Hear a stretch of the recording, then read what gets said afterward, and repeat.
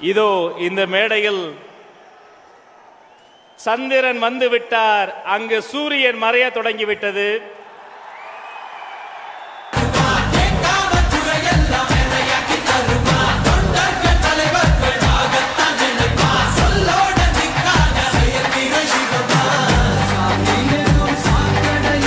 வெற்றி கடகத்தினுடைய கொடி பறக்காத திசையே இல்லை.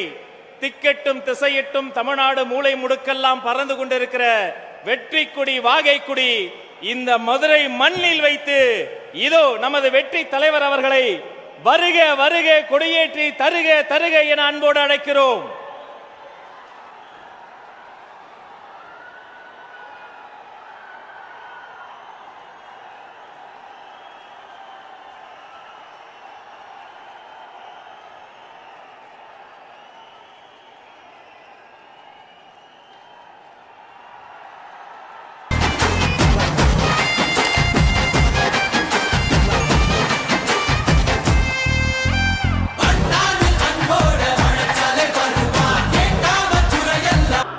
உங்க விஜய் நான் வரேன்.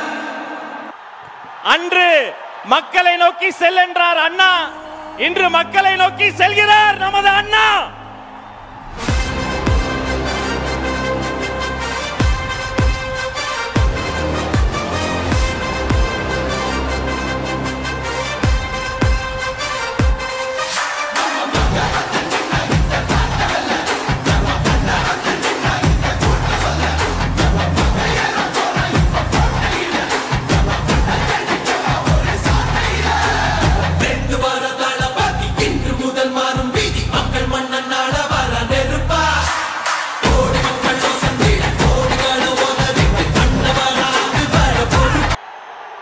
சிங்கம், ஒரு சிங்கம் எப்போ எதுலயும் பெக்யூலியர் தான்.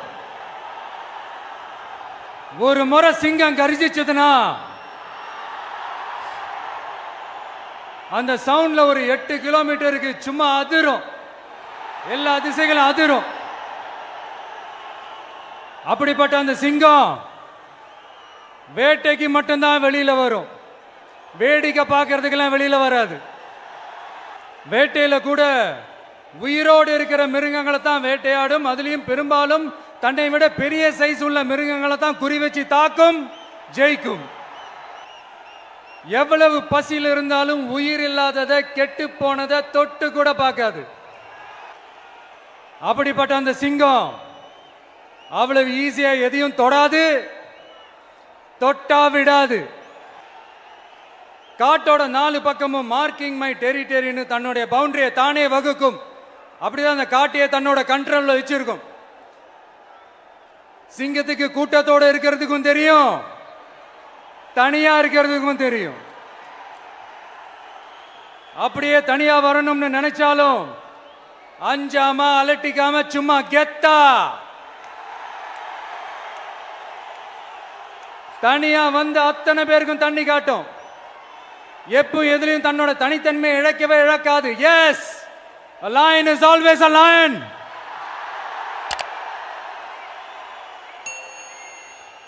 There are so many jackals and other animals in the forest, but there will be only one lion. And even if it is single, it will be the king of jungle. சிங்கத்தை பத்தி பேசிட்டு நம்ம சிங்க குட்டிகளையும் சிங்க பெண்களையும் பத்தி நம்ம பேசாம இருக்க முடியுமா? அவங்கள எப்படி நான் மறப்பேன்? அவங்க தான் என்னுடைய உயிராச்சு. என் நெஞ்சில் குடியிருக்கும்.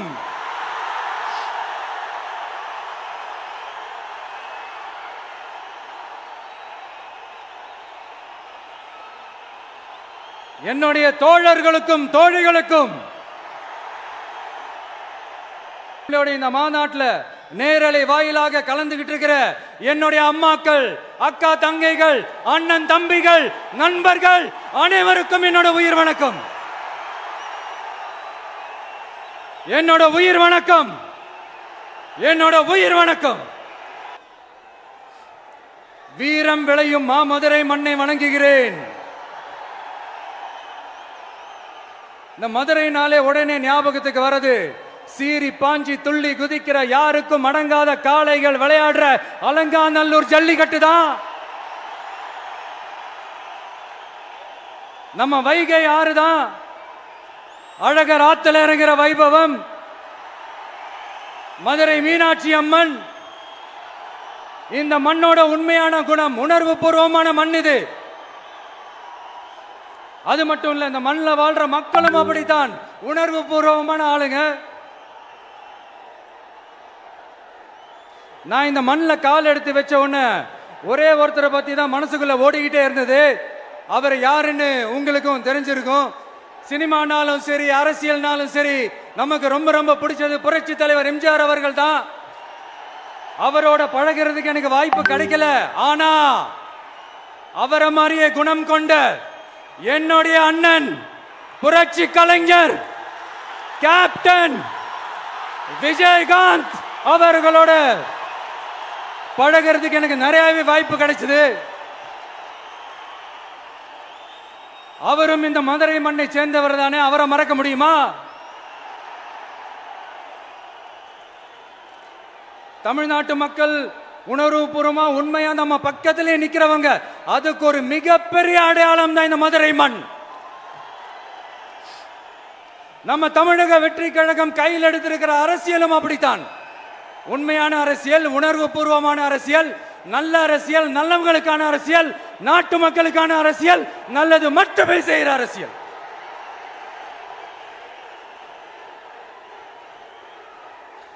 இதோ நம்மளுடைய இந்த இரண்டாவது மாநில மாநாடு வாகை சூடும் வரலாறு திரும்புகிறது. அப்படி இந்த மாநாட்டுக்கு பேர் வச்சிருக்கிறோம். 1967லயும் 1977லயும் நம்ம தமிழக அரசியல் ஒரு மிகப்பெரிய ஆட்சி அதிகார மாற்றங்கள் ஒண்ணு நடந்துச்சு இல்லையா? அதே மாதிரிதான் அடுத்த வருஷம் 2026ல அப்படி ஒரு வரலாறு திரும்ப போகுதுன்னு உறுதியா சொல்றதுக்கான மாநாடு தான் இரண்டாவது மாநில மாநாடு. நம்ம மாநாட்டில் ஒலிக்கிற இந்த குரல், இந்த ஒற்றை தமிழ் மகனோட குரல் மட்டுமல்ல, ஒட்டுமொத்த தமிழ்நாட்டு மக்களுடைய குரல். தமிழ்நாட்டில் இருக்கிற ஒவ்வொரு வீட்டில இருந்தும் ஒலிக்கிற குரல், ஒட்டுமொத்த உலகெங்கும் வாழும் ஒவ்வொரு தமிழ் வீட்டிலிருந்தும் எழும் குரல். இந்த சினிமா என்கிற மாபெரும் கலை ஆயுதத்தின் வாயிலாக சாதி, மதம், இனம், பாலினம், மொழி கடந்து இந்த நாட்டின் மூளை முடுக்கெங்கும் ரசிகர்களாக இருந்து தோழர்களாக நம்மோடு பயணிக்க துவங்கியுள்ள அனைவரோடும் இணைந்த ஒவ்வொரு மனிதருக்காகவும் ஒலிக்கிற உரிமை குரல். நம்ம அரசியலுக்கு வர்றதுக்கு முன்னாடி, அட இவரெல்லாம் வரமாட்டாரியா, அவரே வரல, இவரே வரல, இவருங்க வர போறாரு அப்படின்ட்டு நிறைய பேர் ஜோசியம் சொன்னாங்க. அப்புறம் நம்ம கட்சியினுடைய பேர் அறிவிச்சதுக்கு அப்புறம், பேரு தானே அறிவிச்சிருக்கிறாரு, மக்கள் கிட்ட பேர் வாங்கணும்ல, அதெல்லாம் முடியாதுன்னாங்க. அப்புறம் ரொம்ப முக்கியமா மாநாடுலாம் எவ்வளவு பெரிய விஷயம், அதெல்லாம் இவர் ஒத்தால எப்படி பண்ண முடியும், சும்மா பக்கத்தில் புஷியானதை வச்சுக்கிட்டு மாநாடுல எப்படி நடத்தி காட்ட முடியும், அதெல்லாம் அவங்களால முடியாது. அப்புறம் மழை பெஞ்சு எல்லாத்தையும் கெடுத்துரும். அதுக்கப்புறம் என்ன நடந்துச்சுன்னு உங்க எல்லாருக்குமே தெரியும்.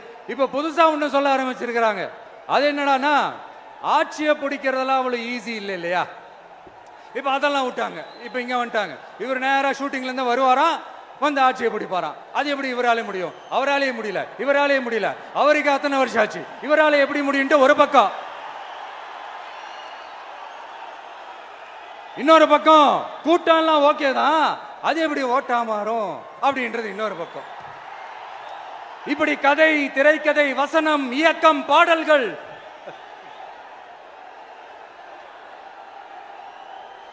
அதனால இந்த அரசியல் ஆய்வாளர்களுக்கு நான் சொல்றதெல்லாம் ஒன்னேதான், நல்லா கேட்டுக்கங்க. இந்த விஜய் ஏதோ இந்த பல லட்சம் பேர் கூடுற கூட்டத்தில் மட்டுமே இருக்கிறாரு அப்படின்னு மட்டும் தப்பு கணக்கு போட்டாதீங்க. ஏன்னா நம்மளுடைய இந்த கூட்டம் வெறும் ஓட்டா மட்டும் இல்லைங்க, வரப்போற தேர்தலில் மக்கள் விரோத ஆட்சியாளர்களுக்கு நாம வைக்க போற வேட்டா, நம்மளை கோட்டைக்கு அனுப்ப போற ரூட்டா இருக்க போதுன்னு சீக்கிரமாவே தெரிஞ்சுப்பீங்க. ஏன்னா கோடிக்கணக்கானவங்களோட ஹார்ட்லயும் வீட்லயும் ஏற்கனவே ஆல்ரெடி உயிரா, உணர்வா, உறவா இருக்கிறோம். நம்மளுடைய கனெக்ட் எல்லாம் வெறும் மக்களோட மட்டும்தான். நாம யாருன்னு அவங்களுக்கு தெரியும், அவங்க யாருன்னு நமக்கு தெரியும். நாமளும் நம்ம மக்களும் எப்படி இருக்கிறோம்னு எதிரிங்களுக்கு நல்லாவே தெரியும்.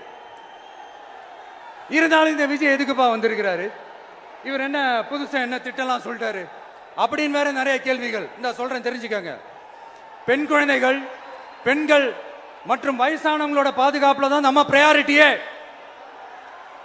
அடுத்து இளைஞர்கள், உழவர்கள், உழைப்பாளர்கள், நெசவாளர்கள், மீனவர்கள், ஆதரவற்ற முதியோர்கள், மாற்றுத்திறனாளிகள், மூன்றாம் பால் இனத்தவர்கள்னு இன்னும் இங்க யாருக்கெல்லாம் கவர்மெண்டோட ஒரு ஸ்பெஷல் அட்டென்ஷன் தேவையோ அவங்க எல்லாருக்குமான ஒரு கவர்மெண்ட் அமைக்கிறது தான் நம்ம இலக்கே. நம்மளுடைய இந்த தமிழக வெற்றி கழகம் ஏதோ அரசியல் ஆதாயத்துக்காக தொடங்கப்பட்ட கட்சியெல்லாம் கிடையாதுங்க. கொள்கை கோட்பாடுகளோடு தந்தை பெரியார், பெருந்தலைவர் காமராஜர், அண்ணல் அம்பேத்கர், வீரமங்க வேலு நாச்சியார், மக்கள் சேவகர் அஞ்சலை அம்மாள், நம்மளுடைய 5 கொள்கை தலைவர்களோட வழிகாட்டுதல்களோடு தொடங்கப்பட்ட கட்சி. நம்ம ஸ்டாண்ட்ல நாம எப்பவுமே ஸ்ட்ராங்கா தாங்க இருக்கிறோம். அதுல எந்த மாற்றத்துக்கோ எந்த சமரசத்துக்கோ துளி கூட இடமில்லை. நம்மளுடைய ஒரே கொள்கை எதிரி பாஜக தான். நம்மளுடைய ஒரே அரசியல் எதிரி திமுக தான். எப்படி? நம்மளுடைய ஒரே கொள்கை எதிரி, நம்மளுடைய ஒரே அரசியல் எதிரி ஏதோ அண்டர் கிரவுண்ட் ஆதாயத்துக்காக டீல் போட்டுக்கிட்டு, டீல் பேசிக்கிட்டு, இந்த அலையன்ஸ் வச்சுக்கிட்டு இந்த ஊரை ஏமாத்துற கட்சி எல்லாம் நம்ம டிவிக்கே கிடையாதுங்க. யாருக்காகவும் எதுக்காகவும் எந்த பயமும் கிடையாது. மாபெரும் பெண்கள் சக்தி நம்மளோட இருக்கிறாங்க, மாபெரும் இளைஞர்கள் சக்தி நம்மளோட இருக்கிறாங்க, ஒட்டுமொத்த தமிழ்நாட்டு மக்களுடைய சக்தி நம்மளோட நிக்கிறாங்க. அப்படி இருக்கும்போது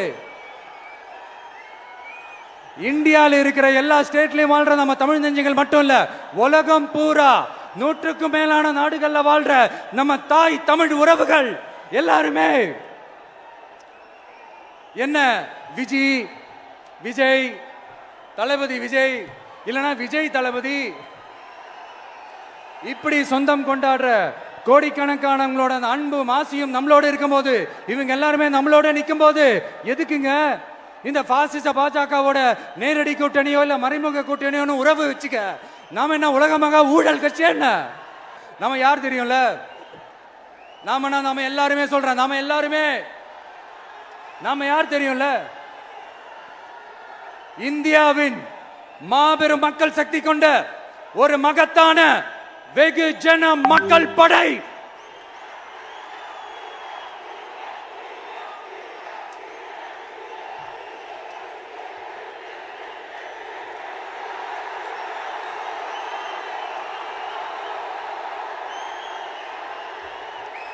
அதனால நம்ம தலைமையில நாம் அமைக்க போற இந்த உண்மையான மக்களாட்சிக்கான அச்சாரமாக மாபெரும் மக்கள் சக்தியே அணி அணியாக நம்மளோட திரண்டு நிக்கிறப்போ இந்த அடிமை கூட்டணியில சேர வேண்டிய அவசியம் நமக்கு எதுக்குங்க? நான் இப்பவும் சொல்றேன், நம்மளை நம்பி வர்றவங்களுக்கு ஆட்சியிலும் அதிகாரத்திலும் உறுதியாக பங்களிப்பு செய்யப்படும். ஆனா ஒண்ணு, 2026ல 2 பேருக்கு நடுவுல தான் போட்டியே. ஒன்னு டிவிகே, இன்னொன்னு டிஎம்கே. இந்த போட்டி எப்படி இருக்க போதுன்னா, இந்த அலையன்ஸை வச்சு எப்படியாவது நம்ம தப்பிச்சிடலாம். என்ன இந்த பழைய இந்த மேத்தமேட்டிக்ஸ், அரித்மேட்டிக்ஸ் இதெல்லாம் வச்சு எப்படியாவது நம்ம தப்பிச்சிடலாம் அப்படின்னு நினைக்கிறவங்களோட அந்த கனவு ஒரு நாளும் மைப்படாது. சரி, இப்ப நம்ம வேற ஒரு ஏரியாவுக்கு ஒன்று வருவோம். எதிர்காலம் வரும், என் கடமை வரும், இந்த கூட்டத்தின் ஆட்டத்தை ஒழிப்பேன்.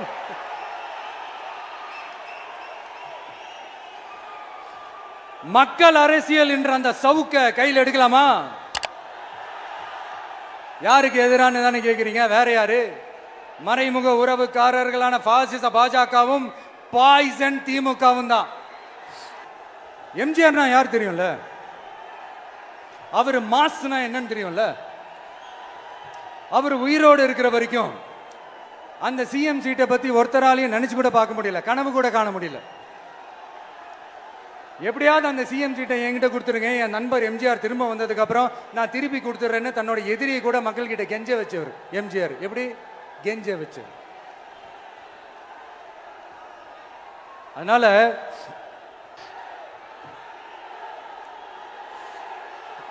ஆனா இப்போ அவர் ஆரம்பிச்ச அந்த கட்சியை, எம்ஜிஆர் அவர்கள் ஆரம்பிச்ச அந்த கட்சியை கட்டி காக்கிறது யாரு? இன்னைக்கு அந்த கட்சி எப்படி இருக்குது? அதை நான் சொல்லிதான் உங்களுக்கு தெரியணுமா என்ன? அப்பாவி தொண்டர்கள் அதை வெளியில சொல்ல முடியாம வேதனையில தவிக்கிறாங்க. 2026 சட்டமன்ற தேர்தலில் யாருக்கு ஓட்டு போடணும், எப்படிப்பட்ட ஆட்சி இங்க அமையணும்னு அந்த அப்பழுக்கற்ற அந்த தொண்டர்களுக்கும் ரொம்ப நல்லாவே தெரியும். அதனால என்ன வேஷம் போட்டுக்கிட்டு பாஜக இங்க தமிழ்நாட்டுக்குள்ள வந்தாலும் அவங்க வித்தை எல்லாம் இங்க வேலைக்கே ஆகாது. இப்படி பொருந்தா கூட்டணியா இந்த பாஜக கூட்டணி இருக்கிறதுனால இப்ப ஆட்சியில இருக்கிற இந்த வெற்றி விளம்பர மாடல் திமுக என்ன செய்யுதுன்னு தெரியும்ல? பாஜகவோட உள்ளுக்குள்ள ஒரு உறவை ஒண்ணு வச்சுக்கிட்டு வெளியில எதிர்க்கிற மாதிரி ஒரு டிராமா ஒண்ணு பண்ணிக்கிட்டு, எதிர்கட்சியா இருந்தா போங்க மோடின்னு பலூன் விடுறது, ஆளுங்கட்சியா இருந்தா வாங்க மோடின்னு கொடை பிடிச்சுக்கிட்டு கும்பிடு போடுறது. இது மட்டுமா? ஒரு ரைடுன்னு ஒன்று வந்துட்டா போதும், இது வரைக்கும் போகவே போகாத ஒரு மீட்டிங், அதை காரணம் காட்டி டெல்லிக்கு போறது, அங்க ஒரு சீக்ரெட் மீட்டிங் நடத்துறது. நல்லா நோட் பண்ணணும் மக்களே, அந்த மீட்டிங் அப்புறம் இந்த இஷ்யூ அப்படியே காணாம போயிருக்குமே.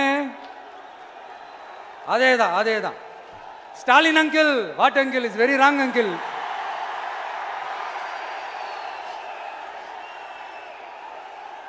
இப்படி தமிழ்நாட்டில் இப்ப நடக்கிற இந்த ஆட்சியினுடைய லட்சணத்தை பார்த்துக்கிட்டு நாம எப்படி சும்மா இருக்க முடியும்? ஒரு தவறு செய்தால், அதை தெரிந்து செய்தால், அவர் கபட நாடக மு.க. ஸ்டாலின் அங்கிளாகவே இருந்தாலும், அங்கிள் உங்களுக்கு மனசாட்சின்னு ஒன்று இருந்துச்சுன்னா நாங்க கேட்கிற கேள்விகளுக்கு மட்டும் கொஞ்சம் பதில் சொல்லுங்க அங்கிள். நீங்க நடத்துற இந்த ஆட்சியில நேர்மை இருக்கா, நியாயம் இருக்கா, ஊழல் இல்லாம இருக்கா, சட்டம் ஒழுங்கு சரியா இருக்கா, பெண்களுக்கு பாதுகாப்பு இருக்கா, பொதுமக்களுக்கு பாதுகாப்பு இருக்கா, இயற்கை வளங்களுக்கு பாதுகாப்பு இருக்கா? சொல்லுங்க மை டியர் அங்கிள், சொல்லுங்க.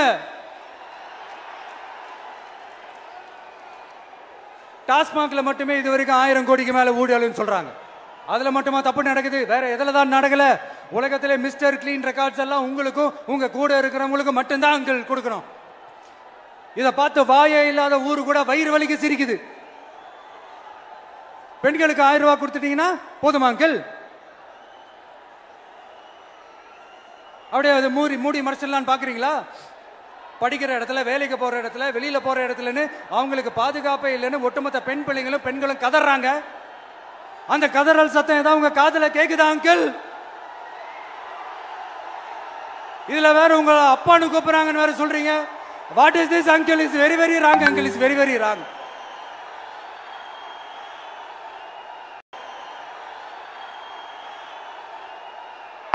பெண்களுக்கு மட்டுமா பொய் வாக்குறுதி கொடுத்து ஏமாத்துறீங்க? அரசு ஊழியர்கள், ஆசிரியர்களை ஏமாத்துறீங்க, விவசாயிகளை ஏமாத்துறீங்க, பரந்தூர்ல பாதிப்பே வராதுன்னு சொல்லி ஏமாத்துறீங்க, மீனவர்களை ஏமாத்துறீங்க, போதைப் பொருள் கலாச்சாரத்தை ஒழிக்காம ஏமாத்துறீங்க.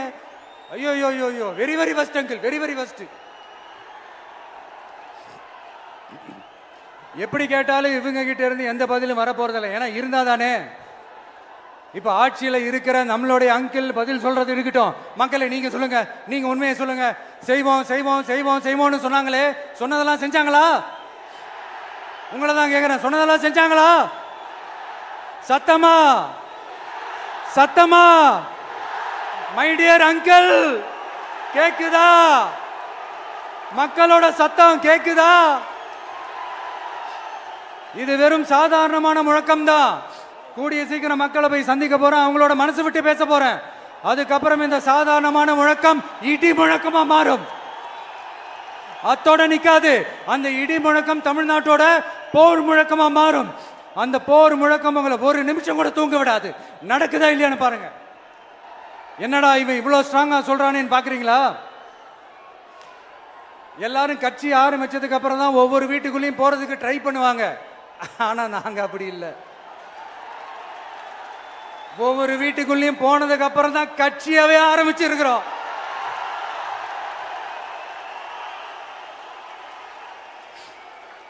அதனால ஒட்டுமொத்தமா எல்லாருமா சேர்ந்து இந்த திமுக ஆட்சிய, கபட நாடக திமுக ஆட்சிய 2026 தேர்தலில் வீட்டுக்கு அனுப்புறோம்.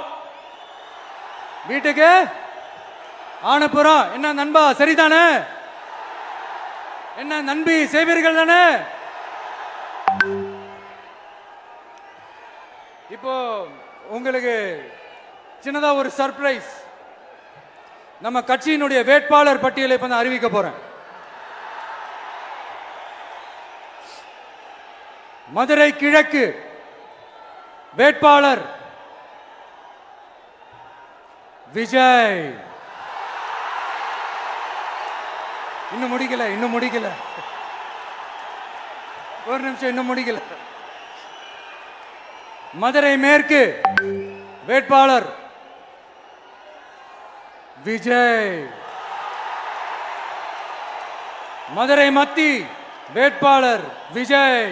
மதுரை தெற்கு வேட்பாளர் விஜய். மதுரை வடக்கு வேட்பாளர் விஜய். மேலூர் விஜய். சோழவந்தான் விஜய். திருப்பரங்குன்றம் விஜய். திருமங்கலம் விஜய். உசிலம்பட்டி விஜய்.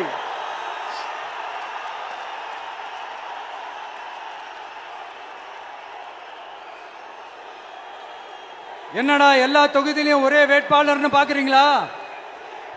234 தொகுதியிலையும் இந்த விஜய் தான், அதாவது உங்க விஜய் தான் உங்க சின்னம். இன்னும் சிம்பிளா சொல்லணும்னா உங்க வீட்டில் இருக்கிற ஒருத்தர் தான் வேட்பாளரா நிக்க போறாங்க. அந்த வேட்பாளரும் நானும் வேறு வேறு இல்லை. நீங்க அவருக்கு ஓட்டு போட்டீங்கன்னா எனக்கு ஓட்டு போட்ட மாதிரி, இந்த முகத்துக்காக நீங்க ஓட்டு போட்டீங்கன்னா உங்க வீட்டில் இருக்கிற உங்களுடைய வேட்பாளர் ஜெயிச்ச மாதிரி.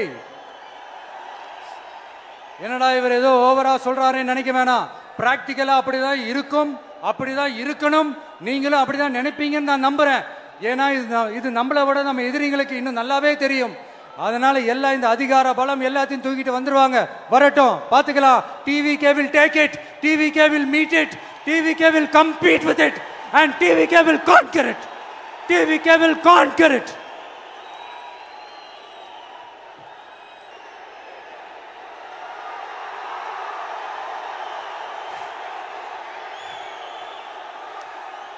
இந்த நேரத்தில் நம்ம மனசுல இருக்கிறத மக்கள் கிட்ட சொல்லி ஆகணும். தூத்துக்குடி ஸ்னோலினோட அம்மா என்ன அவங்களோட தம்பி, இன்னும் அவங்க பொண்ணுக்கு நான் தாய் மாமன்னு சொன்னாங்க. அந்த அக்காவோட குழந்தைக்கு மட்டும் இல்லைங்க, என்ன அண்ணனா தம்பியா நினைக்கிற தமிழ்நாட்டில் இருக்கிற என்னோட எல்லா சகோதரிகளின் குழந்தைகளுக்கும் நான் இன்னைக்கு மட்டும் இல்ல, என்னைக்குமே ஒரு தாய் மாமனா தான் இருப்பேன். நீங்க எல்லாரும் என்னுடைய ரத்த உறவு, கூட பிறந்த பொறுப்பு. என் வீட்டு ரேஷன் கார்டுல வேணா உங்க பேர் இல்லாம இருக்கலாம், உங்க வீட்டு ரேஷன் கார்டுல வேணா என் பேர் இல்லாம இருக்கலாம். ஆனா நாம் எல்லாரும் ஒண்ணுதான், உறவுதான். நமக்கு இடையே எந்த அரசியலும் உள்ள நுழையவே முடியாது. என்கிட்ட இருந்து உங்களையும் உங்ககிட்ட இருந்து என்னையும் எந்த சக்தியாலும் பிரிக்கவே முடியாது. அப்புறம் நான் ஒன்னும் இந்த மார்க்கெட் போனதுக்கு அப்புறம், ரிட்டையர் ஆனதுக்கு அப்புறம் அடைக்கலம் தேடி அரசியலுக்கு வரல, படைக்கலனோட வந்திருக்கிறோம். பவர்ஃபுல் போர்ஸோட, மாபெரும் படை வரிசையோட, எல்லாத்துக்கும் தயாராகி தான் வந்திருக்கிறோம். இவ்வளவு தயாரா நாம அரசியலுக்கு வர்றதுக்கு ரொம்ப ரொம்ப முக்கிய காரணம் ஒண்ணு இருக்கு. அது என்ன தெரியுமா? நன்றி கடன், நன்றி கடன், நன்றி கடன். கிட்டத்தட்ட ஒரு 30 வருஷத்துக்கு மேல நீங்க தான், நம்ம மக்கள் தான் என் கூட நிக்கிறீங்க, எனக்காக நிக்கிறீங்க, என்னை தாங்கி பிடிக்கிறீங்க, மனசுல ஏந்தி பிடிக்கிறீங்க, தாய் அன்போட மடியில ஏந்திக்கிறீங்க. உண்மையை சொல்லணும்னா வேற யாரை விடவும் எனக்கு இந்த அன்பையும் ஆதரவையும் கொடுத்திருக்கிறீங்க. என் மேல உயிரையே வச்சிருக்கிறீங்க. என்ன உங்க வீட்டுல ஒருத்தனாவே ஆக்கிட்டீங்க. நீங்க எனக்கு கடவுள் கொடுத்த வரம்.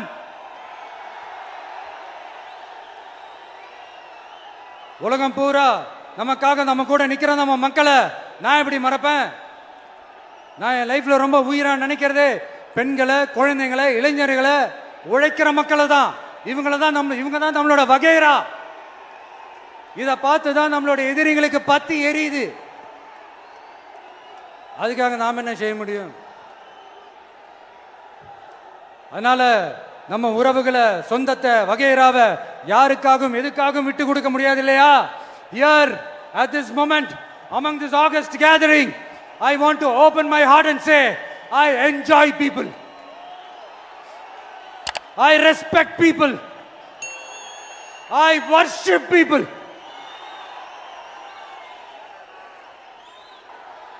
வாழ்நாள் முழுக்க நம்ம மக்களுக்காக ஆதரவா துணையா நிக்கிறத தவிர, அவங்களுக்காக உழைக்கிறத தவிர எனக்கு வேற எந்த எண்ணமும் இல்ல. எனக்கு இப்ப வேற வேலையும் இல்லை. இனிமே எனக்கு இதுதான் என் வேலையே. என் கடன் இனி என் மக்களுக்கு பணி செய்து கிடப்பதே. இப்படியா ஹார்ட் டு ஹார்ட் யதார்த்தமா பேசிய பழகிட்டோம். இதுக்கு மேலேயும் எனக்கும் மக்களுக்கும் இடையே இருக்கிற அந்த உறவை பத்தி நான் பேச ஆரம்பிச்சேன்னா ஒரு மாதிரி எமோஷனல் ஆயிடுவேன். அப்புறம் அதை கண்ட்ரோல் பண்றது ரொம்ப கஷ்டம். அதனால என்ன மனசார நேசிக்கிற நம்ம மக்களுக்கு ஒண்ணு சொல்றேன். இந்த விஜய் உங்க விஜய், உங்களுக்கான விஜய், உங்களுக்காக மட்டுமே இருக்கிற விஜய். உங்க கூட நிக்க, உங்களுக்காக நிக்க, உண்மையா நிக்க, உணர்வோட நிக்க, உறுதியா நிக்க, உங்க கூட பேச, உங்களுக்காக பேச, உண்மையா பேச, உணர்வோட பேச, உறுதியா பேச, உங்களுக்காக சேவை செய்ய உங்க விஜய் நான் வர.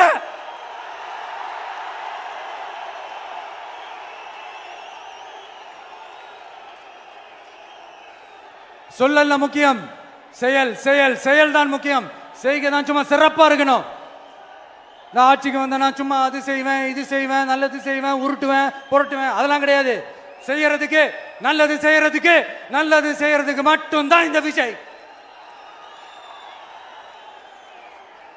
அப்புறம் ஒரு அரசியல் தலைவன் அவன் சினிமாக்காரனா, நல்லவனா, கெட்டவனா, இதெல்லாம் தாண்டி அவன் உண்மையானவனா, அதுதான் ரொம்ப ரொம்ப முக்கியம். இது சம்பந்தமா ஒரு குட்டி கதை ஒன்று சொல்றேன். ஒரு நாட்டில் ஒரு ராஜா தனக்கு பக்கபலமா இருக்கிறதுக்காக, கூட துணையா இருக்கிறதுக்காக ஒரு தளபதியை தேடுறாரு. சரியான தகுதிகளோட ஒரு 10 பேர் செலக்ட் ஆகுறாங்க. ஆனா அதுல ஒருத்தர் மட்டும் தான் செலக்ட் பண்ணணும். அதனால அந்த ராஜா என்ன பண்றாருன்னா ஒரு டெஸ்ட் வைக்கிறாரு. அந்த 10 பேர் கையிலையும் விதை நெல்லை கொடுத்து இதை நல்லா வளர்த்து கொண்டு வாங்க, ஒரு 3 மாசம் கழிச்சு வாங்கன்னு சொல்லி அனுப்பி வச்சிடுறாரு. 3 மாசம் கழிச்சு வரும்போது அதுல ஒருத்தர் ஆளு உயரத்துக்கு வளர்த்திருந்தாரு, ஒருத்தர் தோல் உயரத்துக்கு வளர்த்திருந்தாரு. அதுல ஒரு 9 பேரும் நல்லா வளர்த்து கொண்டு வந்திருந்தாங்க. ஒருத்தர் மட்டும் வெறும் தொட்டியோடவே வந்தாரு. என்னன்னு கேட்டதுக்கு, நானும் தண்ணி ஊத்தி ஊத்தி பாக்குறேன், உரம் வச்சு வச்சு பாக்குறேன், வளரவே மாட்டேங்குது ராஜா, என்ன பண்றதுன்னு தெரியலன்னு சொன்னதுக்கு ராஜா அவரை கட்டி அணைச்சிக்கிட்டு, இனிமே நீதான் என்னுடைய தளபதி, எல்லா அதிகாரமும் உனக்கு தான் சொன்னாரு. ஏன்னா அந்த 10 பேர் கையிலையும் ராஜா கொடுத்தது அவித்த விதை நெல், அது முளைக்கவே முளைக்காது. அந்த 9 திருட்டு பயலும் என்ன பண்ணிருக்காங்கன்னா வேற விதை நெல்லை வாங்கி அதை வளர்த்துட்டு ராஜாவையும் மக்களையும் ஏமாத்திருக்கிறாங்க. ஆனா இவர் மட்டும் உண்மையை போட்டு உடைச்சிட்டார். அதனால ஒரு நாட்டுக்கு திறமை எந்த அளவுக்கு முக்கியமோ அந்த அளவுக்கு உண்மையும் நேர்மையும் முக்கியம். இப்போ நீங்க எல்லாரும் தான் அந்த ராஜா. நீங்க தேர்ந்தெடுக்க போற அந்த தளபதி சும்மா சினிமாக்காரன் சினிமாக்காரன் சினிமாக்காரன். அம்பேத்கர் அவர்களை தோக்கடிச்சது சினிமாக்காரன் இல்ல, அரசியல்வாதி.